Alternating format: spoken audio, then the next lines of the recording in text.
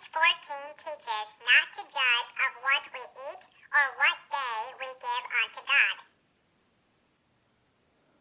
No, it does not. You can't just take a few verses and make a doctrine. You have to look at the context of surrounding verses. Otherwise, you're guilty of picking and choosing and doing what cults do, like Jehovah's Witnesses, Mormons, etc.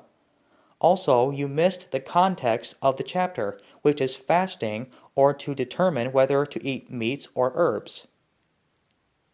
Also see 1 Corinthians chapter 8 and chapter 10 for cross-references to better understand the chapter. Also, as a side note, read these lists of verses from chapter 14 of Romans. Again, it's referring to fasting or to determine whether to eat meats or just herbs. Now let me go this direction, because there are people who believe that certain verses of Romans 14 mean that we cannot judge somebody based upon a certain day they want to keep. Well, if it is referring to the Sabbath, please answer these questions. 1. Why don't the words Sabbath or Sabbath day occur in the entire chapter? 2. Why doesn't the first day of the week phrase occur in the entire chapter if the Christian Sabbath is supposedly on Sunday?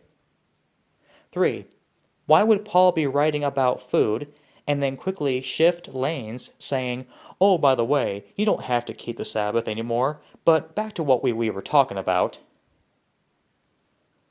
4. If you're going to use that verse to prove that we don't have to keep the Sabbath anymore, then according to the verse, I don't have to go to church on Sunday either if I don't want to.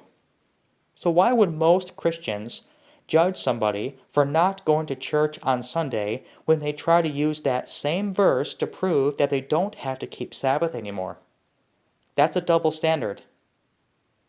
5. If you're honest with yourself, then wouldn't you agree that it is a complete double standard and hypocritical for you to use the verse to deny the Sabbath, but then judge someone for not going to church on Sunday? Lord willing, I'll be making a future video on Romans 14 in more detail. Romans 14 has nothing to do with God's moral law, Sabbath and dietary laws included, and whether we can break it or not. Romans 14, once again, is about fasting or determining whether to eat meats or herbs, and not causing a stumbling block regarding those subjects. Love the Lord Jesus Christ, fear God, and keep His commandments.